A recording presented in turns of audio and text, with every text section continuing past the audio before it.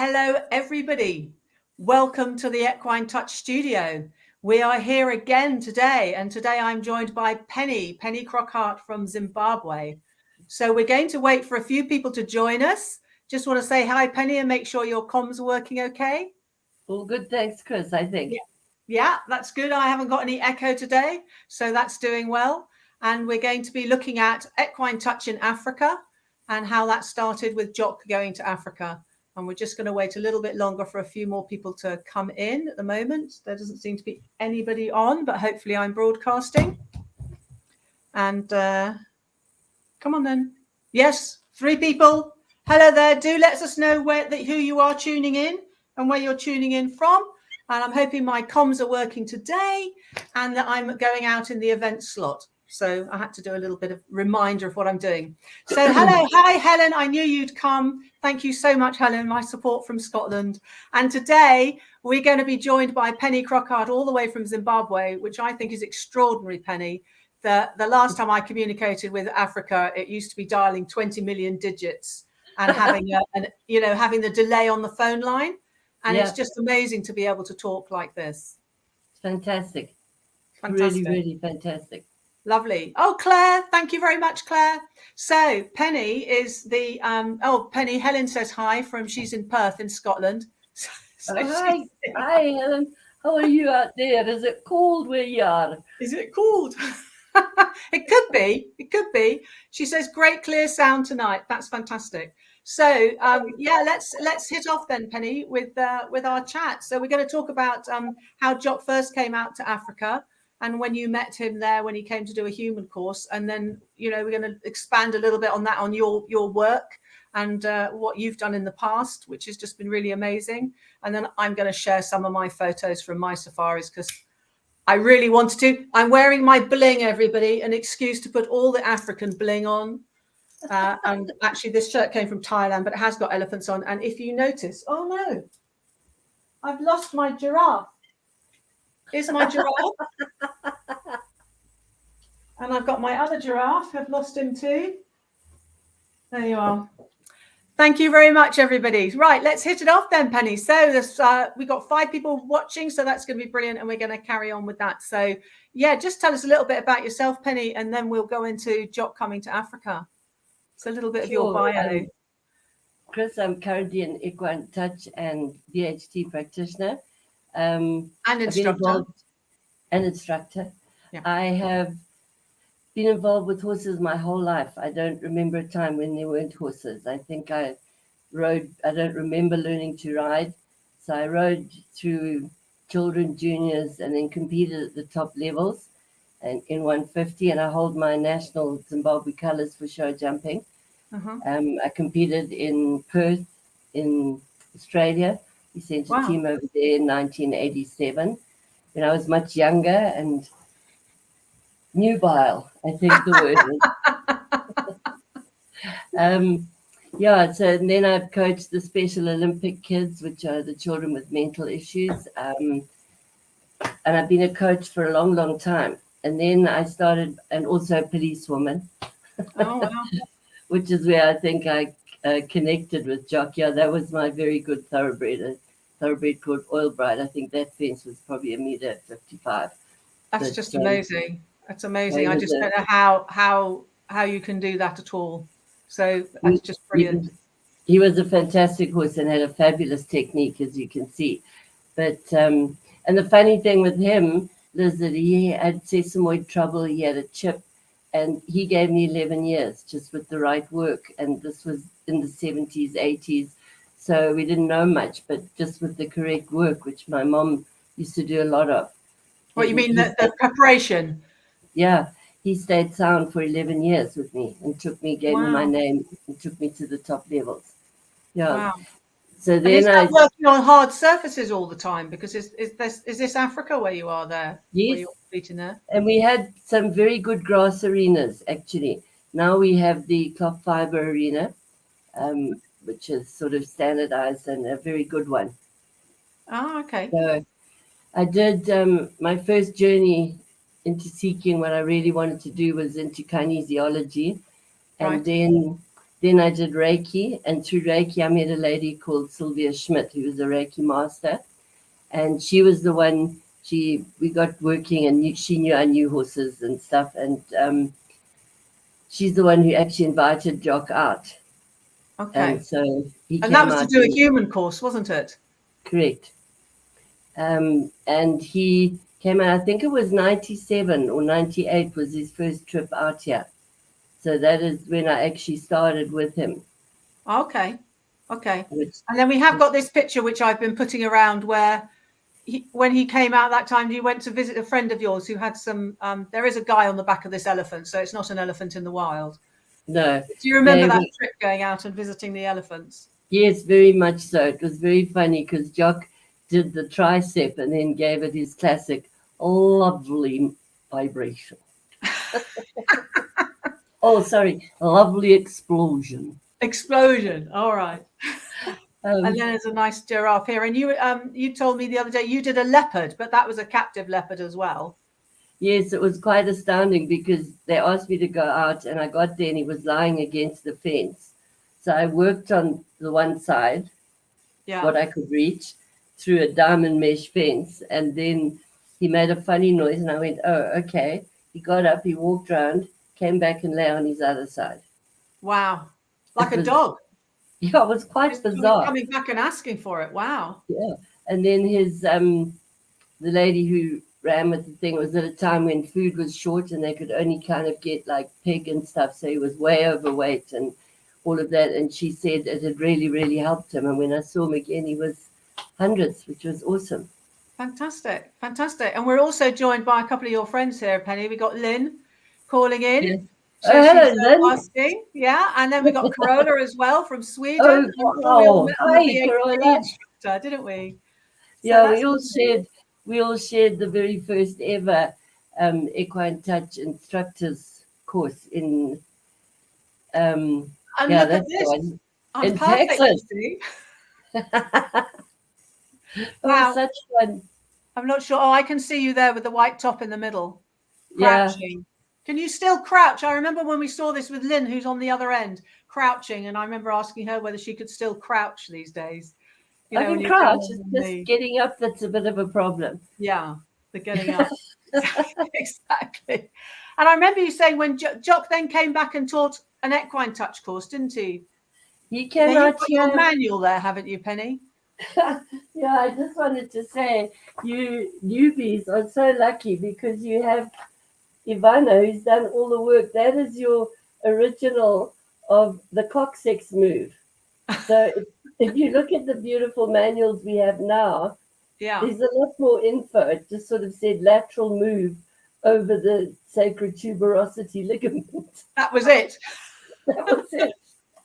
Because I think when he first came to Africa, that was before he met Yvonne, when he went back to Czech. So I suppose then when they did get together and she put all her fantastic work in, then they really got the manuals up, developed that all the time. Yeah, she has done the most incredible job with all of the manuals and all of her work. She's incredible. And he went he went first to Czechoslovakia after he'd been here, and then that's when he met the famous story of Sipisek, the horse that was in his stable, and Jock basically transferred the moves from the human onto the horse. And then he came out here and he decided he liked horses. And he was honestly I'm so grateful, and I was so lucky to have him as a mentor because he was an incredible man, because he wasn't a horseman. I don't think he'd ever been involved with horses in his life. He was a Scotland Yard cop. He was a WWF wrestler. He'd worked in casinos. And suddenly here he was working on horses.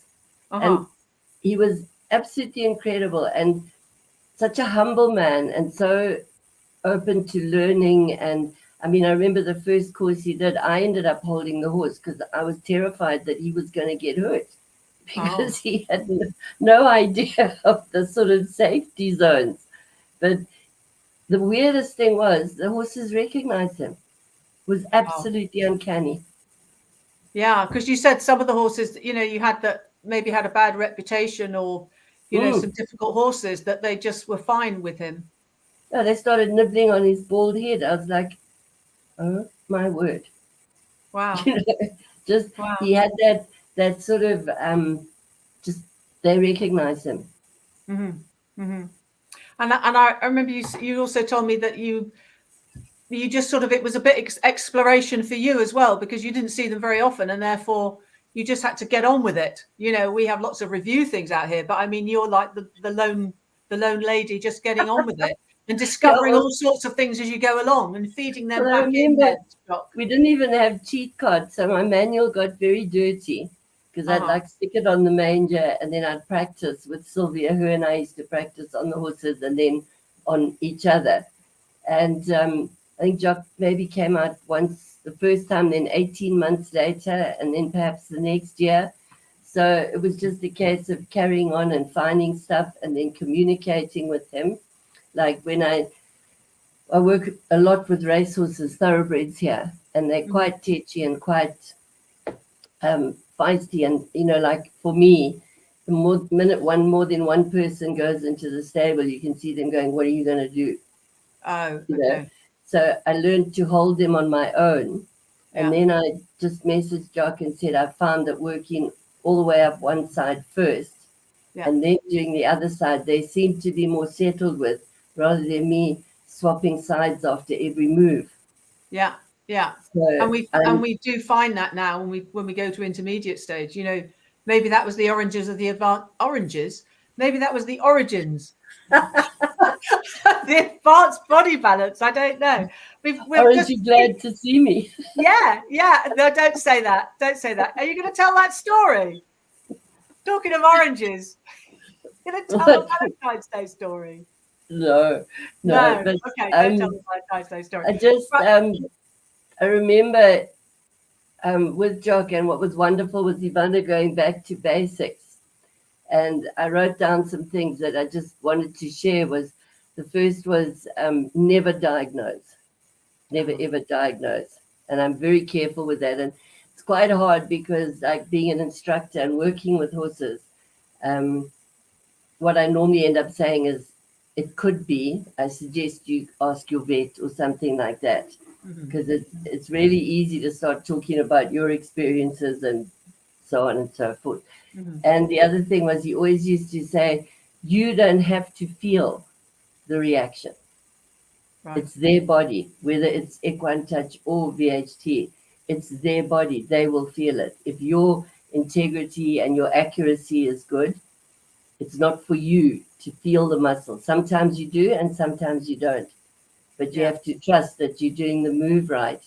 And also, I still do it to this day. He says, look where you're going to do the move, visualize it, and then put your hands on. Yeah. And, he was so strict on that. So my practitioner work is very different to how I teach it. I teach it in its purity and sort of especially level 1 and 2, and then move on. And the beauty of what I love about Equine Touch is that I've found stuff that I've done. And I think, as you know, my sister and my niece are chiropractors. Yeah. So we would show Jock moves when he came out here, and he was so chuffed with that. Always open to seeing different things. So I would either show or I'd write. I remember the first communication I had, because we didn't have this, was writing to him. This is how I worked. What, sending a letter? Are we talking Yes. about ancient days here, Penny? You actually sent a letter to New Zealand. I think it was an email. An email. Saying, this is how I worked, literally going from the back of the horse to the front of the horse, all on one side. And I said, is that okay with you? And he said, yes. Brilliant. So I'm going to play, we're just going to look a little bit at you doing some work on a horse, Penny, and we're just going to carry on talking while it's there, because I always think it's interesting to see a real horse, and to actually see other people working, and to see what you've been talking about there about visualizing the move onto the horse. We do that as part of the instructing, but it's very tricky to get people to come back. And I probably was just as bad. I remember when I was learning, head down over the hock, trying to find out where the lateral hamstring was, that sort of thing. So there really is that point. You need to stand back and wait until you know what you're doing before you go over to the horse, because otherwise you're just going to put him off. 100%. And this was part of what I was doing, working on the one side, and I have the connection with the horse, and I am aware of what she's doing. In fact, this is a young filly at Bridget Steidoff's yard. She's probably about 3. Is she racing yet then? Because she's obviously well muscled. Yeah. Yeah. Yeah, she is. And you'll see a bit later, she gets a little bit feisty, and I've found that sometimes I just have to stay with them, and then they settle again. Yes, it is tricky when you're working, because I've done that with racehorses, and people often don't have the time to stand there and hold the horse for you. You're sort of left to your own devices sometimes. Yeah, and you'll find that I'm not using the arrowhead because I have arthritis in this finger. I'm not giving you a rude sign. Okay. It goes at a funny angle. And that's the beauty of Equine Touch, is that you can use the palm of your hand or the... Okay, this one I find where the horse has an issue behind, and then I open just in the loin area, and she's moved away, but I stay with her. And you'll see when I first tested, then I keep my finger where the reaction is. Yeah. And then open along the loin area. And then you'll see that... Let's just go back and look at that. Yeah. Yeah, I see you're tracing down. Yeah, tracing so there, down where the problem is. Yeah, that's almost like sciatic, or I'm not sure what point it is, but I just found it. And the horse dips there. And then I just open in the loin area, then I swap hands and carry on all the way down to the tail. Right. Opening moves on the back. Yes, I remember on our, I think it was level 4, Jock coming in and showing us how to work with a horse that had sciatica.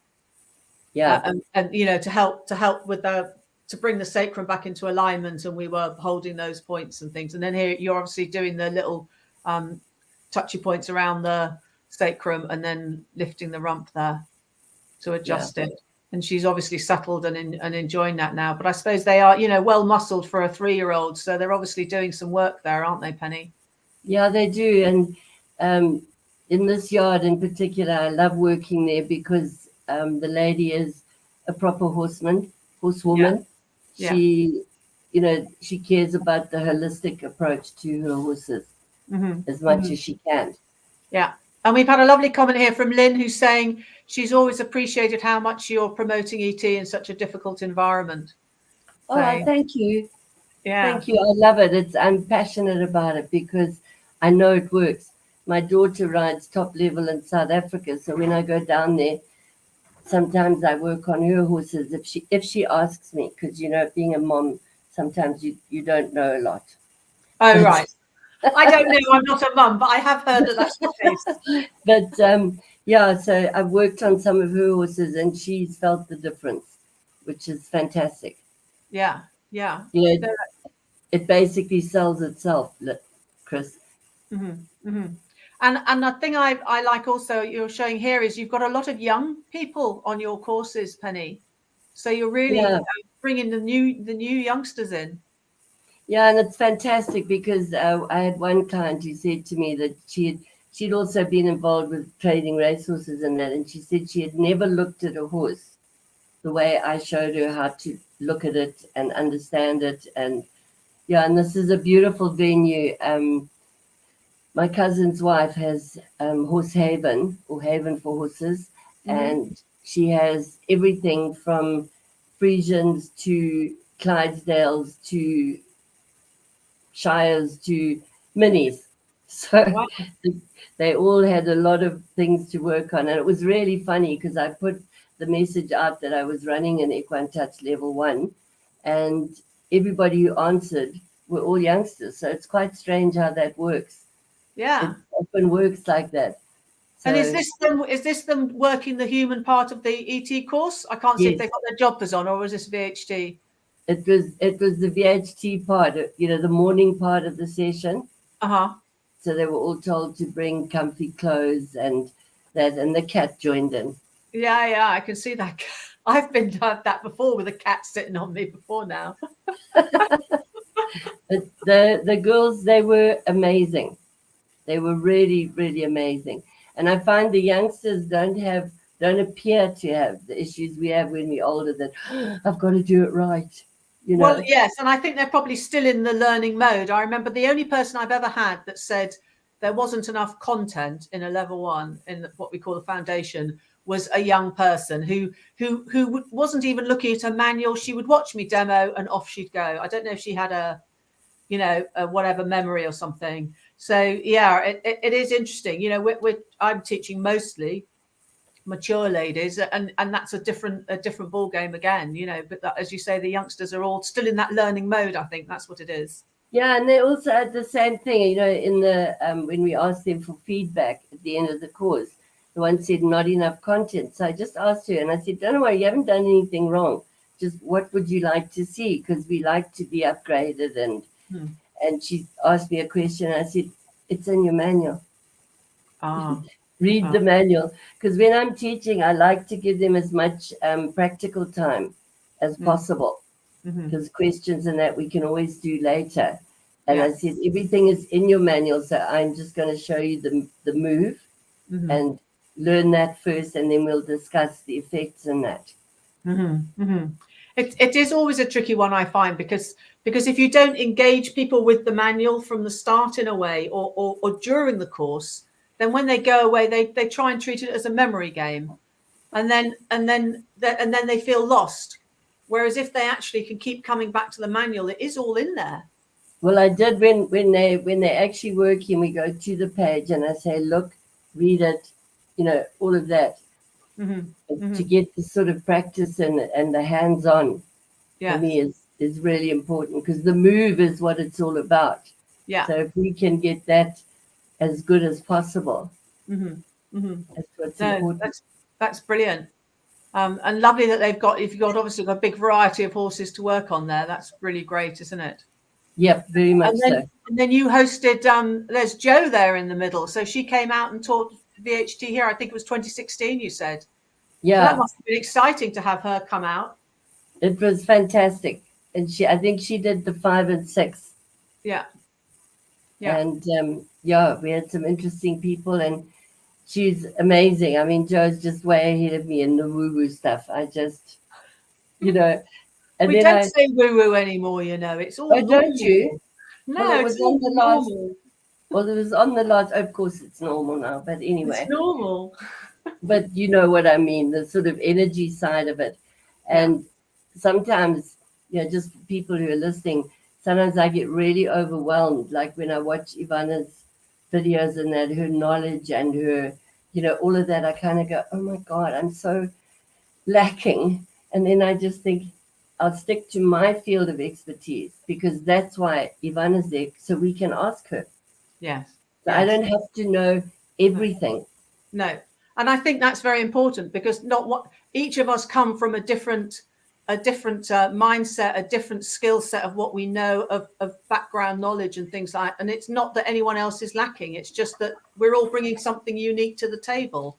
I think it's very important that people don't sit there and feel that they are less than or anything, because that's as bad as feeling you're more than. And we don't want to go around. I mean, Jock always said, leave your ego outside, didn't he? He always said. 100%. Yeah. I mean, no place for ego here. Yeah.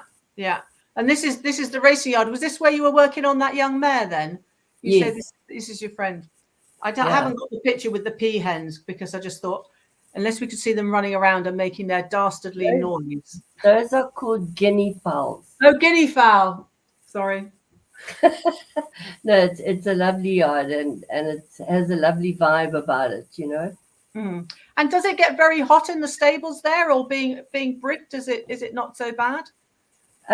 There's sort of openings between the stables, and the roof is not right to the wall, so there is a flow of air.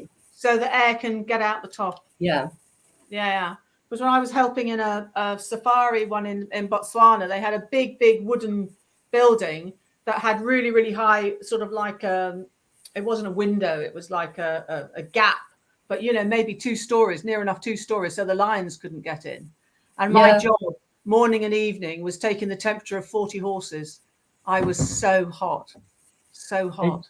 It gets very, very hot, Yeah. Chris. And like my daughter's yard in South Africa, she has fans, which also helps to, they're on all night to keep the midges away because of African Yeah. horse sickness. Oh, So, there are places, but here it's quite difficult because we have so many power outages and things like that. mm-hmm. So, fans pull quite a lot of power. Yes, I've been in Belize before, and it always went off at 3 a.m, and you'd wake up in a muck sweat. Yeah. Because the fan wasn't working anymore.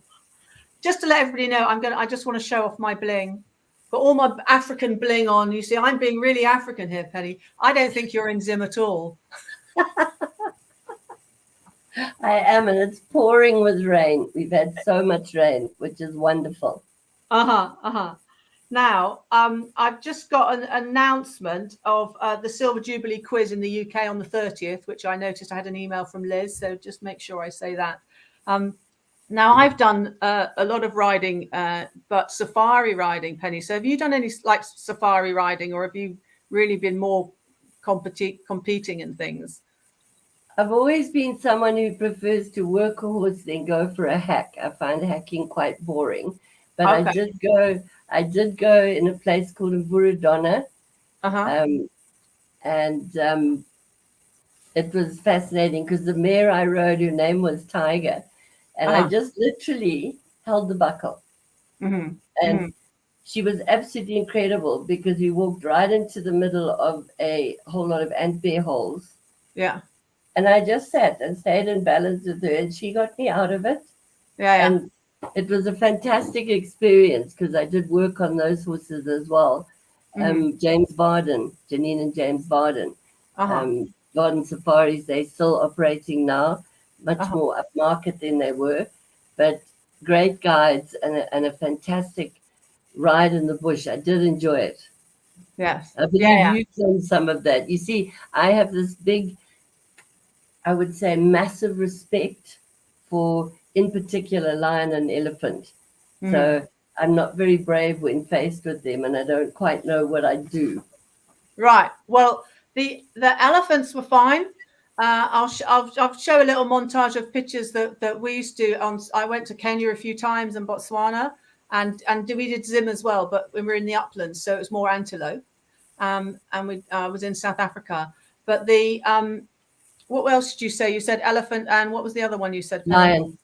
Lion, yes. So the second time I went, it was somewhat bizarre. I was at the back of the ride. They didn't have like a front and a back. They just had the guy at the front, and we all followed.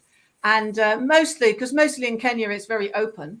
But there was a bit of a thicket we were coming to. And I was on a ride with, I didn't really know some of these people. They'd come for a couple of days, American.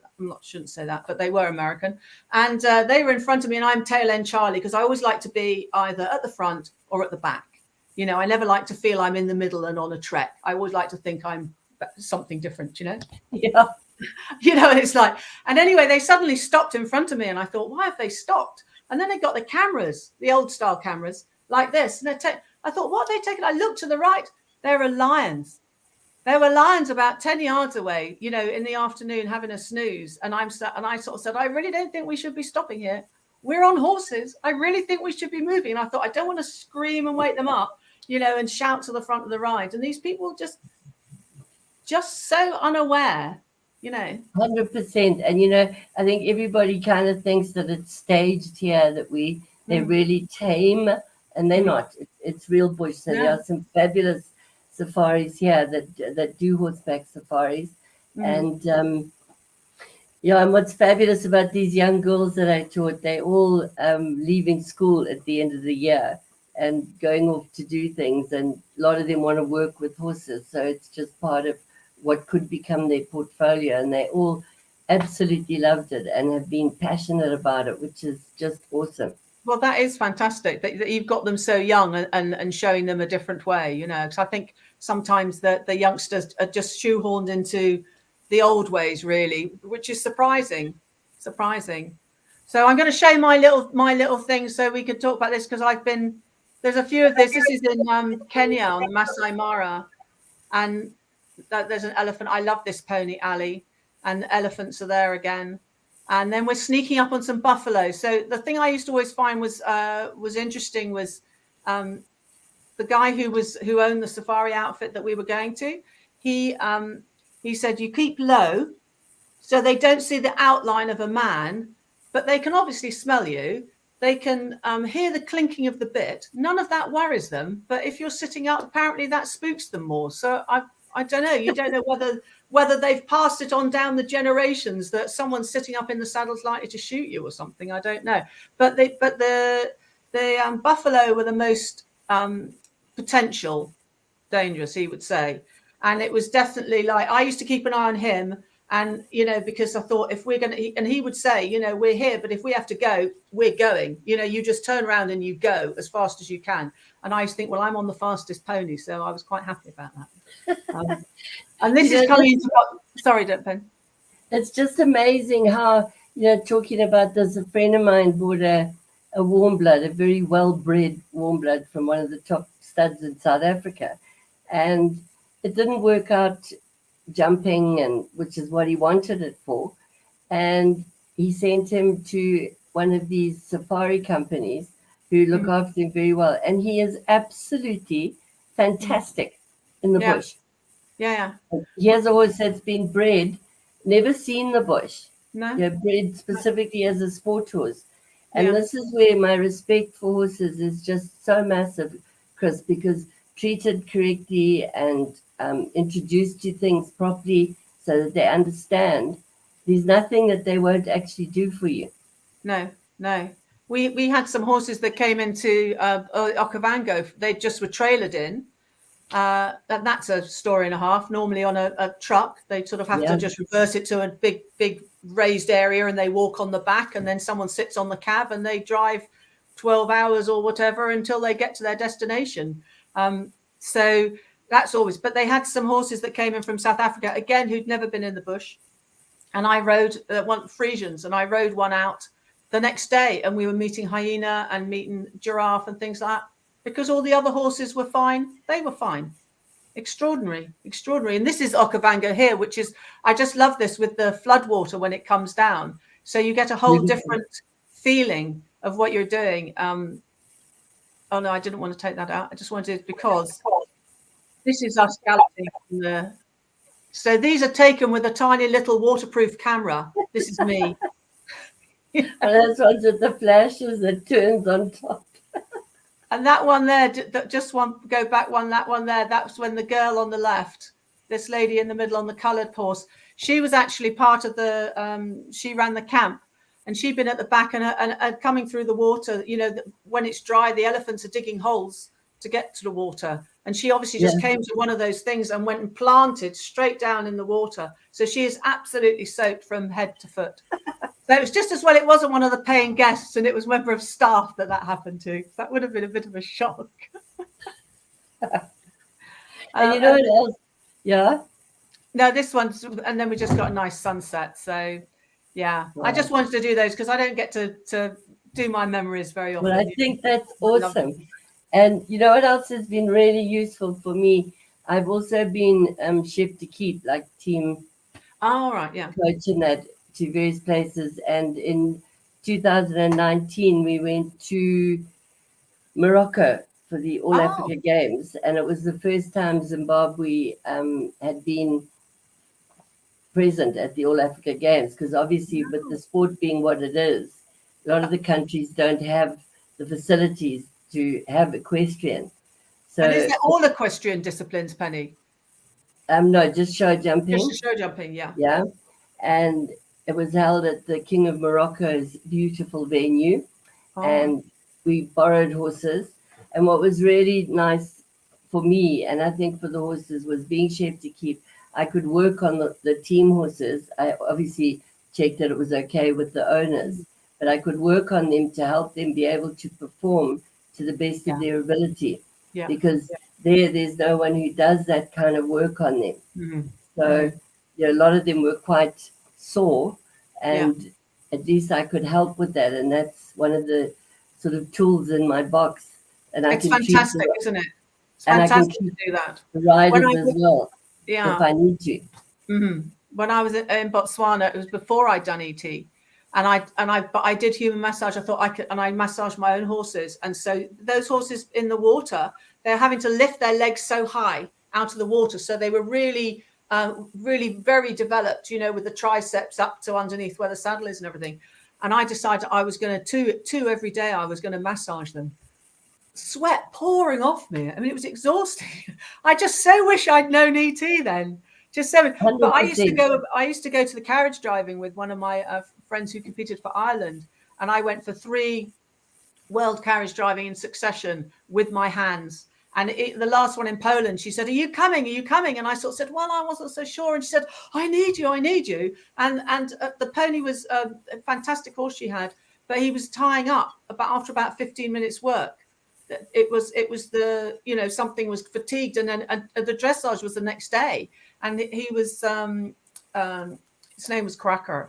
I mean, he was just fantastic, but he was they're really, really sensitive. When you did moves on his chest, his paw would always come up. When you were running by his hindquarter, his leg would, because he was just very, very sensitive and everything. He wouldn't run away or move away or anything. Yeah. But you just had to be aware. And anyway, I did some work on him, and then I kept doing a little bit, and he managed the dressage and did all that and managed to compete. And so it's quite incredible. Great. And what I love about Equine Touch is because Jock was so strict on leave your ego at the door. What I love about the ET family is that you run sessions like this, and then on the conference we have Ivana talking, we had the lady talking about tensegrity, we had all sorts of people sharing information. So it's a modality that's constantly growing. Yes. It's not stuck in this is what you do. If someone comes up with a move, you have a look at it and you go, wow, and it's shared. And that's just, for me, a wonderful, open-minded way of doing things. Yeah. Absolutely. And I think that's one of the most important things, Penny, isn't it? Because everybody's coming from a different viewpoint, but it's all useful. And like you say, things that you were coming up with, and like I remember level 4, the Tasmanian tickle. I'm not sure who the lady was in Tasmania who came up with that for the trotting ponies, the racing trotting ponies, as I understand it. And I've used that a lot. So it's fantastic, I think, to have it's international as well. Sorry? You better show it to me, because I don't know the Tasmanian tickle. I'll send you some pictures. I only know the Tasmanian devil.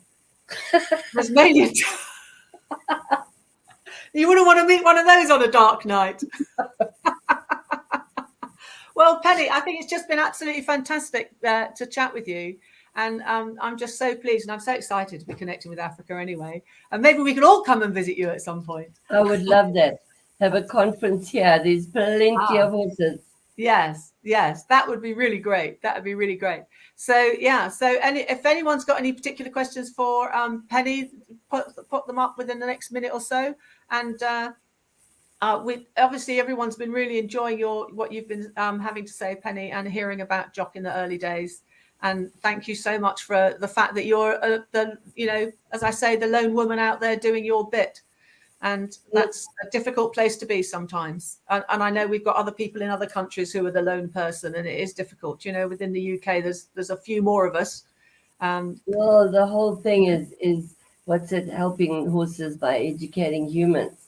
Mm-hmm. And I'm passionate about it, and being involved in the sporting horse. Very passionate about their well-being, and people looking at the horse holistically rather than just, it's lame on the left front. Well, it could be caused by something over there, or this or that. And it's really wonderful how these young people were just like really excited. Mm-hmm. Mm-hmm. And everyone, I love it. Love it. Well, thank you very much, Penny. If only we could transport you over here, we could all go and have a nice time, have a nice evening out on the town. Well, maybe one day. I'd love to come to one of the conferences. Yeah. We'll have to do that. We have our conference in Africa. Anyway, thank you very much, everybody. I'm going to play us out with another video I took, and this is Malawi. So this is on the river, the Shire River, just to the south of Lake Malawi. which is a beautiful country. And it's just to give you that essence of Africa for those who haven't been. And however much you see it on the television, it's like getting emotional because you have to go there and experience it. My mum grew up in Kenya and I've always wanted to go, you know. If we ever get you out here, there's a saying that once you've drunk from the waters of the Zambezi, you will always come back. All right. Now, I might have done that because I did go white water rafting down to Victoria Well, there Falls. you go. There you go. So I definitely drank a bit of water there, I think. And we did a bit of canoeing as well. So that was fantastic, finishing at Victoria Falls. And I'm looking at a picture of me standing right on the edge of the falls, where it's like 100 meters down, with the water trickling over my feet. Oh, it's God, a great you're picture. mad. I'll send that picture to you. It's great. Thank it's great. you. And the funniest thing was there were people on the other side who I was so impressed. I was standing right on the edge of Victoria Falls, like within about, maybe even 6 inches of the vertical drop. I'm standing there going like this. And these people on the other side were going, they wanted me to get out of their photograph. You daft woman. I had to go and hide behind a rock. I'm sitting there crouched behind this rock thinking, when can I come out again? Anyway, thank you so much, Penny. It's been lovely to chat with you. And thank you. Thank you. Everyone who's out there. I can't see who's joined, but thank you. And thanks for including us and keeping us in the family. It's fantastic. I will always be doing my best for ET. Yeah. Thank you, Penny. Fantastic. Right. I'm going to pop this one on and we're going to disappear.